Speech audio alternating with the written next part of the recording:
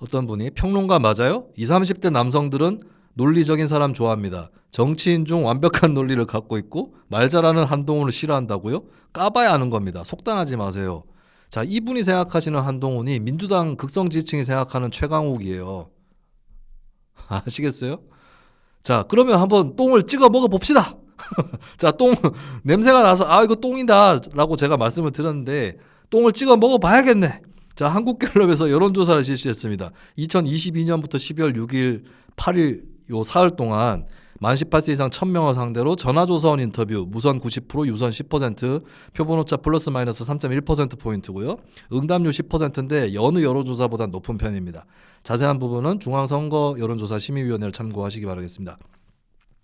자, 호감도 쫙 나왔습니다. 호감도는 어떻게 조사하느냐? 제일 호감 가는 사람은 누구 이렇게 조사하는 게 아니고 한 사람 한 사람을 다 거명하면서 이 사람 호감입니까 비호감입니까 이렇게 조사를 합니다. 그 말인즉슨 내가 이 사람 정치인 지지자가 아닌데도 호감은 표시할 수 있다라고 하는 거고, 그리고 이건 대선 주자로 인식됐느냐 아니냐와는 상관이 없습니다. 어떤 사람은 대선 주자로 인식이 안 됐기 때문에 호감도가 낮다 우기는 사람이 있는데 오히려 대선 주자로 인식이 안 되면 적이 별로 없어서 호감도가 높은 경우도 있습니다. 예전에 1990년대 후반에 노무현 당시 의원이 호감도 1위를 했습니다. 왜? 대선 주자로 오히려 인식이 안 돼 있었기 때문에 득을 본 거죠. 호감도에서. 그래서 그런 것들은 답이 안 된다. 대선 주자로 오히려 인식이 안 돼가지고 유리할 수도 있다라고 하는 거고요. 자, 40% 호감도가 되는 정치인이 한 명도 없습니다. 이게 한국 정치의 현실이에요. 1위 홍준표 37 뭐 이렇게 나오고요. 자, 쭉 보시죠. 뭐 호감도 순위로만 보면 홍준표, 유승민, 오세훈, 이재명, 한동훈, 이낙연, 안철수, 이준석 순입니다. 비호감도 순으로 보면은 비호감도 제일 높은 게 이제 나쁜 거죠. 여기서 말씀을 드리면 이준석, 안철수, 이재명, 그다음 오세훈, 이낙연 비슷하고 홍준표, 유승민 비슷합니다. 대략 순서 나오죠. 자, 여기 보시죠. 일단 한동훈 장관 같은 경우에 18세에서 29세에서 호감도가 16% 나왔어요. 그리고 30대에서 18% 나왔습니다. 다만 이게 잘 살펴보면 그 응답 거절 무응답이 좀 많긴 한데, 근데 그래도 그러니까 그 부분을 분모해서 빼고 계산해도 30대는 22.5%, 20대는 27.11%예요. 호감도 낮은 편이에요. 그걸 분모해서 빼도 낮은 편입니다. 근데 이게 잘 모르는 사람이 많다는 건데, 그렇다 치더라도 오히려 그럴수록 국민의힘이 생각했던 것은 아니라는 거죠. 아니 지금도 잘 모르는데 뭐 모르는 사람 많은데다가 아는 사람 또 비호감이 높은데 많이 높은데 그러면 국민의힘은 헛물ခံ 것이죠. 앞으로 어떻게 하느냐에 따라 달려있긴 합니다만은 현재 상황은 그게 아니라는 거예요. 자, 그럼 한동훈 장관 띄워보겠습니다. 자세하게 띄워보면 이게 딱 연령대별로 크게 차이가 나는 게 한동훈 장관 호감도가 높은 데가 47%, 60대예요. 그리고 70대 이상에서 아니구나. 60대 46%, 70대 이상 48%입니다. 한동훈 장관만 딱 뜬 거 있습니다. 그걸로 띄워주시면 되는데 이걸 살펴보면 일단 그 중도층 무당층을 보죠. 일단 MZ세대에서 높다는 게 안 드러났고 중도층 무당층을 보면 무당층에서 16%예요. 그 중도층에서는 27%. 그러니까 뭐 그 썩 높은 편은 아닙니다. 그러니까 주로 국민의힘 지지층에서 62% 나와요. 그리고 보수층에서 56% 나옵니다. 한쪽으로 많이 기울어져 있는 거죠. 그 현실은 인식을 해야 된다. 그리고 한동훈 장관 호감도 문제는 지난주에 제가 설명을 해드렸습니다만 윤석열 대통령하고 강하게 결부되어 있는 것 첫 번째. 두 번째는 검사로서의 이력이나 이런 것들이 특히 청년층 쪽에는 크게 소구력이 없다라고 하는 거. 이걸 제가 분명히 지적을 했습니다. 그러면 뭐 타개하는 건 알아서 하시고 뭐 인정 안 하고 싶으면 인정하지 마세요. 네, 인정 안 하고 2020년 총선에서 우리가 압승했다고 까불던 민주당이 지금 어떻게 됐는지를 보시면 될 것 같습니다. 자, 그리고 홍준표를 살펴보겠습니다. 홍준표의 민주당 호감도가 좀 특이했어요. 민주당 호감도가 24%거든요. 그닥 높지 않죠. 네, 사실 지난 대선 때 국민의힘이 역선택 방지 없어가지고 홍준표 후보가 득을 봤는데 어차피 국민의힘 안 찍을 사람들이었고 홍준표를 그렇게 좋아하지도 않는 사람들이 많았었다라고 하는 게 지금 드러나는 겁니다. 그렇기 때문에 이게 꿔준표란 얘기도 있었고 홍 줬다 저는 이렇게 표현했어요. 홍 줬다 뺏은 표, 홍 준 표가 아니라 홍 줬다 뺏은 표로 표현했는데 그거는 어느 정도 맞는 말이었다라고 하는 거고요. 그리고 자영업자하고 직장인이 좀 격차가 많이 나요. 자영업자 호감도는 46%나 됩니다. 근데 그 블루칼라 기능 노무 서비스는 34%, 사무 관리는 32%. 그러니까 이게 좀 사람들이 자영업자는 조금 흩어져 있고 그 직장인들 모여 있잖아요. 흩어져 있으면은 예를 들어서 뭐 식당 사장님이다 이러면은 손님하고 얘기할 때 홍준표 화끈하지 막 이렇게 얘기하고 뭐 이렇게 할 수는 있겠죠. 근데 이게 퍼져 나가는 거에서는 조금 떨어질 수 있다. 응집력은 직장인들은 이제 좀 얘기를 하면서 그 사람은 아니지 않냐? 이게 조금 대세라는 거죠. 근데 아마 직장인들 중에 40대, 50대가 많기 때문에 또 그런 현상이 벌어지는 것 같습니다. 그리고 이게 특이한 게 홍준표 시장의 정치 행태를 봐도 자영업자 스타일이에요. 직장인 스타일 아닙니다. 그렇게 조직적이지 않죠. 예, 그 부분이 이제 대선 후보로서 잘 안 되는 부분이 되기도 했는데 묘하게 이제 직군 호감도 하고 그게 또 따라가고 있다. 이렇게 볼 수가 있겠습니다. 그러니까 어쨌든 그래도 홍준표 대구시장이 1등이에요. 그건 다들 인정을 해야 되는 것이고 왜 1등이냐 했을 때 전 두 가지 요건을 짚는데요. 구간이 명관이다라는 생각들이 사람들 사이에서 번져나가는 게 있습니다. 윤석열 대통령이나 이재명 대표나 국회의원 한 번도 안 해본 사람들이었는데 오히려 과거에 비호감으로 찍혔던 홍준표가 구간이 명관이다. 이게 겪어보니까 홍준표 낫다. 예. 그 젊은 층에서도 옛날에 홍준표 완전 꼰대인 줄 알았는데 뭐 나쁘지 않네 그렇게 뭐 위선은 아니네 이렇게 인식들이 있는 거죠. 그리고 두 번째는 대구시장이면 한국 정치에서 변방입니다. 그래서 벗어나 있어요. 여러 가지 문제에서 벗어나 있습니다. 그리고 자기 직권으로 뭘 해볼 수 있는 일들이 많습니다. 전시가 되는 거죠. 그런 것들도 강점이다. 예, 이렇게 볼 수 있겠습니다. 자, 다음은 오세훈. 그러면 오세훈 서울시장은 단체장으로서 이점을 누리고 있는가 했을 때 오세훈 시장이 9월달 한국갤럽 조사에서 41% 호감도로 1등이었어요. 근데 와, 3달 만에 10%포인트가 까졌습니다. 무슨 일이 벌어진 걸까? 오세훈 시장에게 10%포인트면 이거는 원인이 있다고 봐야 되거든요. 우연하게 이렇게 나오기는 어렵습니다. 3달 만에 10%포인트다. 전 두 가지라고 보는데 첫 번째는 이태원 참사 여파입니다. 이태원 참사. 어떤 분이 오세훈 시장한테는 책임을 많이 안 묻는 것 같아요 라는 질문을 하신 적도 있었는데 이태원 참사 책임은 어쨌든 묻는 겁니다. 그리고 뭐 젊은 층에서 특별히 높지 않아요. 오세훈 시장이 서울시장 될 때 보궐선거 이길 때는 20, 30대 지지를 많이 얻지 않았습니까? 근데 젊은 층에서 별로 높지 않다. 그러니까 오세훈이 새로운 정치를 보여주고 있는가. 윤석열 대통령하고 뭔가 좀 부딪혀 봐야 되는 거 아닌가. 근데 몸을 사리고 있는 게 아닌가. 이런 의문들이 많이 생기고 있는 것 같습니다. 그래서 오세훈 또 이대로 가면 안 된다. 오세훈 포지션이 묘한 게 홍준표와 안철수가 있잖아요. 두 사람 다 한계들이 있죠. 그래서 홍준표와 안철수 사이에 오세훈이 있다고 보면 됩니다. 특히 대중인식의 틀에서는. 그래서 두 사람이 오세훈한테 막힐 수 있어요. 근데 거꾸로 홍준표, 안철수는 둘 혹은 한동훈까지 다 잘 돼버리면 오세훈이 설 자리는 없어질 수도 있습니다. 이게 과거의 민주당 박원순의 자리였어요. 박원순이 언제 컸냐면 문재인, 안철수 둘 다 지리멸렬할 때 박원순이 올라갔거든요. 근데 문재인, 안철수가 올라가니까 박원순이 꺼져버렸습니다. 밑으로. 예, 그 자리에 비슷한 자리에 오세훈 시장도 올라가 있다. 그러면 뭔가 승부수가 필요하다. 그러니까 정책 서울시정뿐만 아니라 윤 대통령하고 선을 그을 수 있는 승부수가 필요하다. 근데 오세훈 시장은 아마도 그런 거는 유승민이가 하겠지. 그러면 유승민이가 졸라 두들겨 맞고 내가 대신에 그 친윤 쪽에서 유승민보다는 오세훈이가 낫지. 이렇게 돼가지고 날 밀어주겠지. 이런 생각을 하고 있을 가능성이 저는 보이는데 그렇게 생각한다면 나중에 힘 못 쓰고 그냥 스르르 미끄러져 내릴 수도 있습니다. 자, 그리고 그 다음에 이낙연 엄중한 현실입니다. 호감도가 30%가 안 됩니다. 호감 간다 29% 나왔어요. 여기 좀 묘합니다 이게. 왜냐하면 이재명하고 비교하면 이낙연이 호감도가 높아야 되는 거 아닌가? 지지율은 낮더라도 호감도는 높아야 되는 거 아닌가 하는데 호감도도 낮아요. 이런 겁니다. 그러니까 거부감까지는 아니더라도 보통 특히 우리나라 사람이 뭐 점수 줄 때 짜게 주는 특성이 있어요. 일본 사람이랑 한국 사람이 점수 줄 때 짜게 주는 특성이 있는데 뭐 그렇게 싫지는 않아. 그러면 호감 이렇게 답하는 게 아니라 뭐 그렇게 좋은지 모르겠는데 그럼 일단 비호감 이렇게 답하는 거죠. 비호감이랑 거부감이랑은 차이가 있잖아요. 그래서 비호감이 좀 더 폭이 넓습니다. 그럼 왜 이낙연에 대해서 비호감으로 기울고 있느냐? 존재감이 없기 때문입니다. 존재감이 없고 이 사람이 그러면 민주당의 대안이냐 차기 주자냐 이렇게는 보지 않아요. 흘러간 물입니다.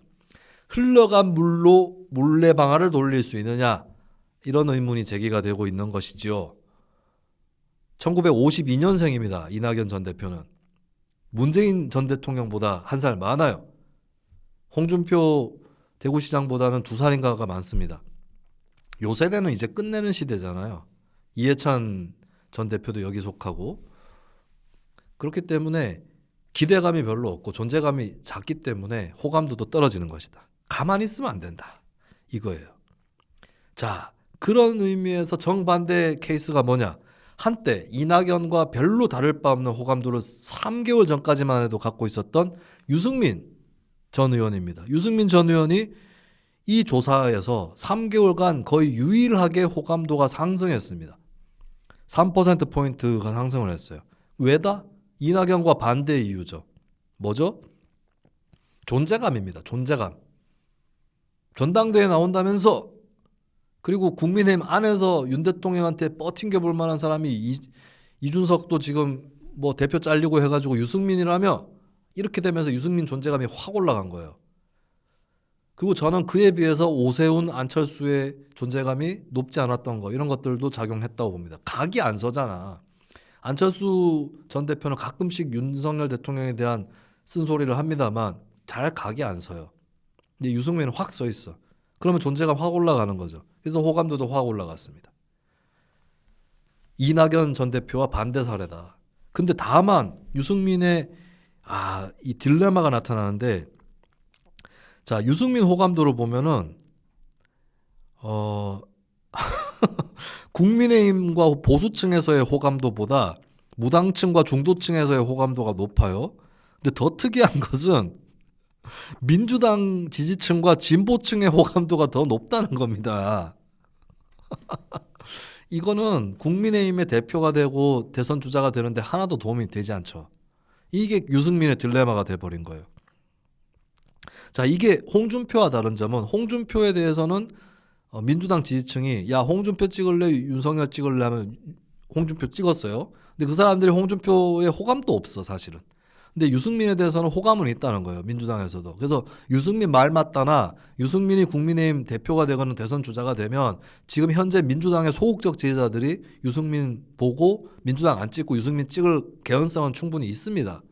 있어요. 다만 이게 순서가 거꾸로 되면 안 된다고. 그럼 국민의힘 후보가 돼야 되는 거 아니에요? 그렇죠? 국민의힘 후보가 돼야 되는 거예요. 근데 될 수 있냐고 이래가지고 여기서 유승민의 딜레마가 시작되는 겁니다. 그래서 저는 유승민이 지금까지 선택을 잘못한 부분이 있는데 두 가지 중에 하나를 분명히 갔었어야 된다. 박근혜 탄핵 때 탈당을 안 했어야 돼요. 예, 남아 있었어야 됩니다. 남아 있었으면 오히려 지금 탈당해도 돼. 탈당을 나중에 해도 되고 아니면 남아가지고 더 도모해 볼 수도 있는 거예요. 그게 첫 번째고 두 번째는 이왕에 탈당했으면은 제3정치 실험을 계속 가보던가. 이왕에 탈당했다면 계속 가는 거죠. 근데 지금은 어떻게 됐습니까? 탈당했는데 저 같으면 차라리 2020년 총선 앞두고 유승민이 탈당했을 것 같아요. 제가 유승민이면. 안철수가 총선 앞두고 민주당 탈당했듯이 2016년에. 만약에 그랬다면 저는 유승민이 민주당으로 어쩔 수 없이 갔던 표 때문에 민주당이 압승했던 거 아니에요? 지난 총선 때? 180석 나왔던 게 사실 지역구로 보면은 민주당 50%, 국민의힘 당시 미래통합당 42% 나왔었어요. 8% 포인트 차인데 그게 180대 100이 돼버린 겁니다. 한국 선거제도의 특징 때문에. 만약에 유승민이 그때 탈당을 해가지고 신당 만들었으면 민주당 의석 많이 잠식했을 겁니다. 그러니까 민주당이 그렇게까지 올라가지는 않았을 거라고. 안철수하고 비슷하게 됐을 수도 있다고요. 물론 이제 호남이라든지 이런 지역 기반이 크게 있는 건 아니기 때문에 지지율만 많이 가져가고 지역구 의석수는 좀 적었을 수도 있겠습니다만 탈당을 할 거면 차라리 그때가 낫지 않았는가 라는 요지의 말씀이었고, 근데 지금은 나가기도 그렇고 남아있기도 그렇고 이런 상황이 돼버린 것 같아요. 저는 사실 유승민 전 의원이 신당을 창당을 하면은 굉장히 일단 지지율은 많이 나올 거라고 봅니다.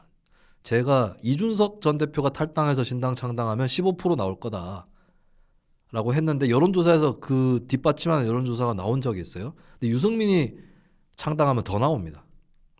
왜냐하면 민주당 지지층 더 많이 깎여요. 이준석보다. 근데 과연 그걸 할 수 있을까? 유승민 전 의원이 이제 와서. 그리고 그럼 남아있으면 가능성이 있을까? 이 부분에서는 현재로서는 힘들다. 근데 어쨌든 좌구우면할 필요는 없어요. 유승민이 행복한 점은 그거예요. 안철수, 오세훈은 좌구우면이 계속될 겁니다. 하지만 유승민은 그럴 여지는 없어요. 그거는 이제 유승민이 믿고 해볼 수 있는 부분이다 라는 것이죠. 자, 그러면 안철수는 어떤 상황인가? 안철수 전 대표의 호감도는 26%에 그쳤습니다. 지난 대선 때 대선 주자들 가운데서 한국갤럽 조사 등등 모든 호감도 조사에서 1등을 달렸던 후보가 안철수 후보였습니다. 하지만 그 호감도는 다시 가라앉았습니다. 무당층, 중도층의 호감도도 낮습니다. 왜일까요? 4050 세대 낮습니다. 두 가지 이유입니다. 일단 50대에서 특히 낮아요. 안철수 전 대표는 호감도가 올라갈 때도 50대에서 지난 대선 때 50대에서 멈칫했습니다. 왜? 50대는 한때 안철수를 지지했습니다. 그러나 지금은 피곤합니다.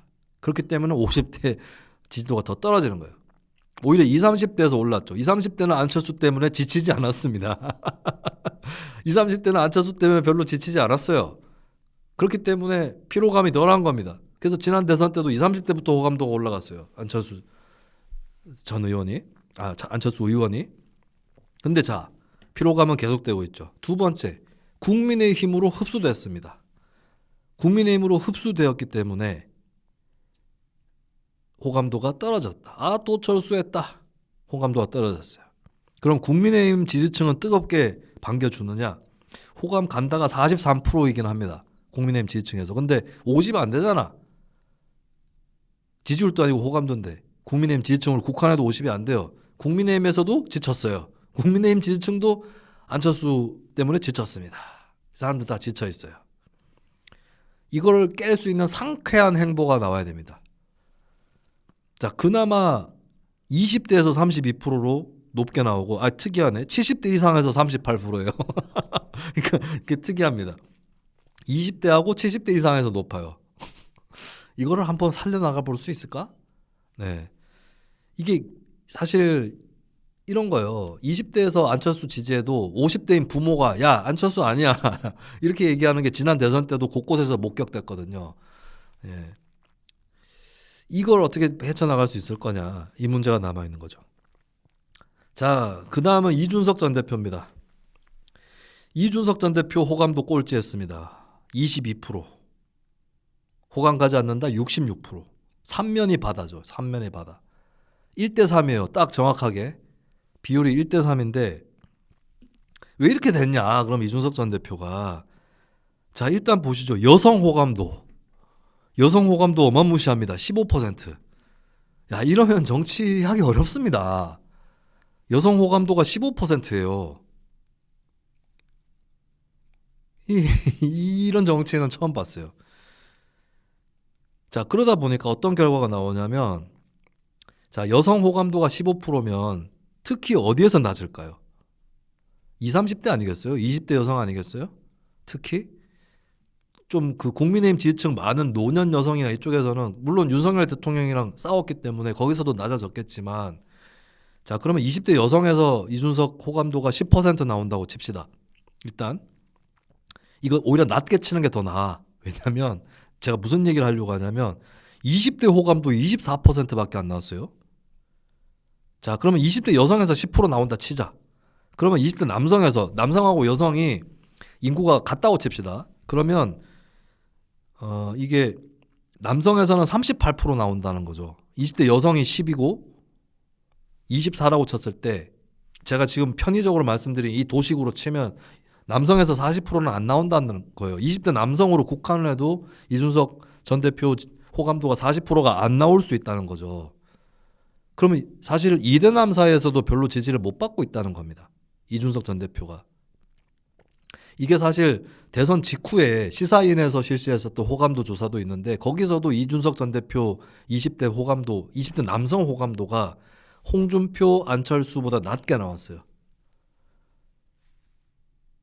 윤석열 대통령 당시에 이대남 호감도 좀 올라갔었거든요. 대선 여파로. 그때 윤 대통령하고 비슷하게 나왔습니다. 이준석 전 대표가. 자, 30대에서도 이준석 전 대표 전체 호감도 22%예요. 40대 22%랑 다를 게 없어. 자, 이게 뭐냐면 이준석 전 대표가 여성들을 많이 적으로 돌린 거에 더해서 젊은 남성의 지지도 많이 못 얻고 있다는 건데 이 이유를 말씀드리겠습니다. 이준석 전 대표가 주로 뭘 했죠? 메시지를 내고 전략을 폈던 분야가 뭐죠?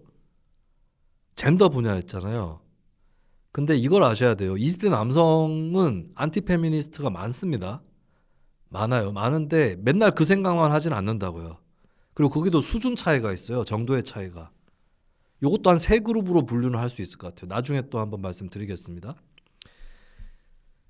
그리고 나 페미니스트도 싫지만 그 거꾸로 해가지고 갈등을 부추기는 것도 싫다는 사람들도 꽤 있습니다. 갈등 자체가 지겨운 거예요.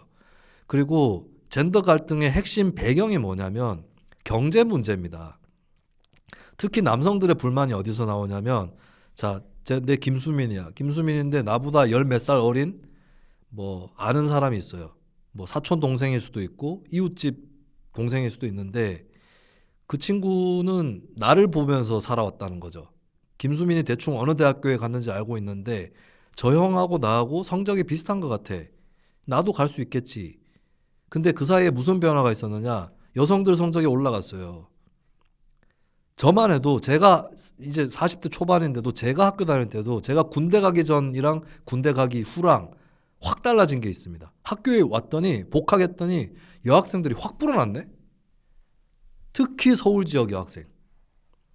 이런 사회적인 변화가 남성들이 여성들 때문에 지금 못 올라가고 있다라고 하는 불안감을 안겨다 준 겁니다.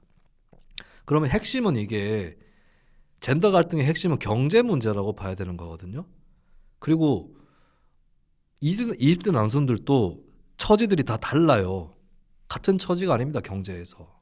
강남에 사는 20대 남성과 강북에 사는 20대 남성과 대구에 사는 20대 남성과 구미에 사는 20대 남성, 경북 상주군에 사는 상주시구나 참 그 농촌에 사는 20대 남성 다 다르죠.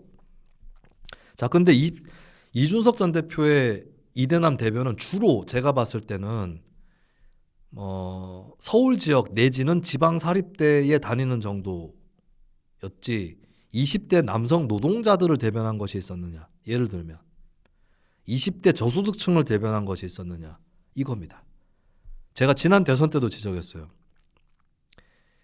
젠더 문제만 가지고 자꾸 2030 얘기를 하는데 그러는 동안에 비수도권, 저소득층, 블루칼라 20대들은 소외되었다. 앞으로 이쪽에서 새로운 정치가 나오지 이들을 소외시키는 정치가 새로운 정치가 될 수 없다라고 지적을 했었습니다. 그렇다면 이준석 전 대표도 정치 전략을 새롭게 짜야 될 때다. 이제는 젠더 갈등만으로는 안 된다라고 하는 것이 이번 호감도 조사에서 드러났다고 봐요. 그리고 제 개인적으로도 사실 한국 정치의 새로운 리더가 비수도권, MZ세대, 블루칼라, 가난한 집안 출신에서 나올 거라고 저는 생각합니다. 왜냐하면 역대 선진국들도 그런 사람이 지도자가 되는 걸 한 번씩 거쳐갔어요. 우리나라도 그럴 때가 왔다고 저는 생각합니다. 노무현? 노무현은 그 고시부터 가지고 신분 상승한 사람이잖아요. 예, 저는 진짜 여러분도 한번 찾아보시면 될 것 같은데 스웨덴의 한손이라는 총리가 있었습니다. 한손. 두 손이 아니라 한손.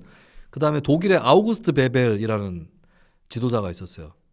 그 지도자들을 거치고 나서 그 나라들이 복지국가로 또 세계적인 선진국가로 발돋움합니다. 한 번은 찢어지게 가난한 집안 출신 대통령이 나와야 돼요. 그리고 저는 세대 교체가 의외로 빨리 될 수 있다. 저는 솔직히 제 또래 세대들은 별 가망 없다고 보거든요. 그러면 지금 주로 86 세대하고 그 동년배 세대들 50대 60대 초반 이 사람들이 주류 아니에요? 세대적으로 봤을 때. 거기서 갑자기 지금의 30대 중반 이하 수준으로 확 넘어갈 거라고 봅니다. 제가 얘기했어요. 그때 확 넘어갈 때 나도 넘어갈 거다라고 얘기를 했거든요. 호치키스에 찍어가지고 한꺼번에 넘기듯이 넘어갈 거예요. 근데 그때 등장하는 새로운 세대의 지도자는 누구일 것이냐? 저는 무슨 엘리트 뭐 부유층 출신 이쪽이 아닐 거라고 봅니다. 물론 그런 사람도 있겠죠. 하지만 진짜로 뜨는 사람은 아직도 만인의 공감을 살 수 있고 사람들에게 짠한 마음을 갖게 해줄 수 있는 사람이어야 된다. 정치에서 눈앞의 이익을 추구하는 사람이 아니라 희생정신이 강하고 희생함으로써 본인의 정치적 가치를 증명하는 요즘 정치인들은 저는 정말 요즘의 정치인들 주요 정치인들 대선 주자급들 다 보면 손해라고는 1cm, 1mm도 보기 싫어하는 사람들만 모여 있는 것 같아요. 근데 그런 사람이 아닐 것이다. 새로 등장하는 지도자는. 저는 그렇게 생각합니다.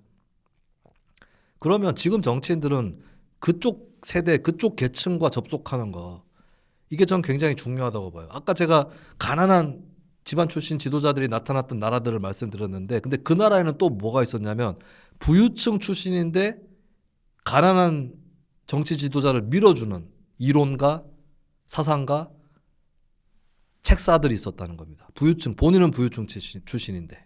근데 저는 이 그림이 언젠가 도래할 것이다 라고 생각합니다. 그렇기 때문에 현재 정치인들의 아주 낮은 호감도는 이 과도기에 있는 것이다. 거대 양당 체제도 그 과도기에 있다. 이 말씀을 드립니다. 결국에는 다 했네요. 준비한 거는. 자, 이분은 제가 미안하지만 좀 답이 없는 분인 것 같습니다.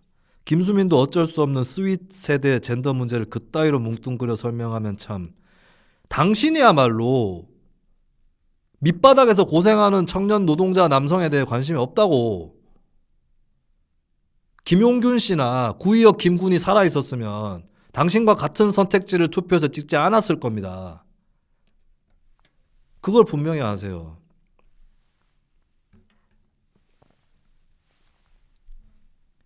그 결과라니까 지금 결과가. 그러니까 잘못된 길을 갔으면 교정을 해야 될 거 아닙니까? 그리고 이준석 전 대표 씹는 사람들한테도 제가 말씀드리고 싶은 게 내가 그런 노동자인데 그런 식으로 설명하는 거로 말하는 게 문제가 됩니까? 노동자도 노동자 나름이고 같은 경험을 해도 깨달으면 다를 수 있습니다.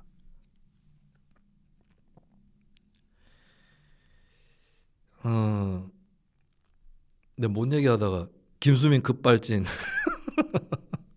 내가 하루에 한 번씩 급발진을 하려고 하는데 요 포인트에서 급발진을 하게 될 줄은 몰랐습니다. 이준석 전 대표 욕하는 분들한테도 말씀드리고 싶은 게 이 전 대표가 국민의힘 얘기를 할 때 틀린 말만 하나요? 맞는 말을 할 때가 저는 보이거든요. 근데 그건 이준석이 저 정도로 얘기할 정도면 받아들여야 된다라고 생각되는 경우가 많아요. 자, 그러면 이 전 대표에 대해서 어떤 계기를 통해서 감정적으로 싫어하게 됐다고 치더라도 그 사람의 주장에 대해서 똑같이 취급하지는 마세요. 오늘 제가 마지막으로 드리고 싶은 말입니다. 아니 그 사람이 했던 말이라고 해서 그걸 싫어할 필요가 없잖아요. 그죠?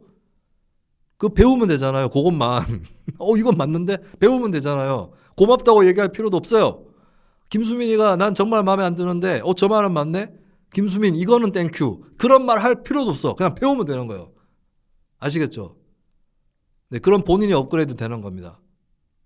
자, 그러면 오늘 여기서 일단은 마무리를 짓도록 하겠습니다. 야, 이제 20분까지 초과했고 밖에서 PD님이 기지개 켜는 손이 제가 보여가지고 양심의 가책을 느끼고 있습니다. PD님 또 MZ세대 청년 노동자인데 예, 제가 착취를 하고 있다는 것을 뼈저리게 반성하면서 제가 방송을 통해서 공개적으로 PD님한테 굉장히 비싼 식사를 한번 대접을 하겠다는 약속을 드리겠습니다. 저는 여기서 물러갑니다. 다음 주에 뵙겠습니다.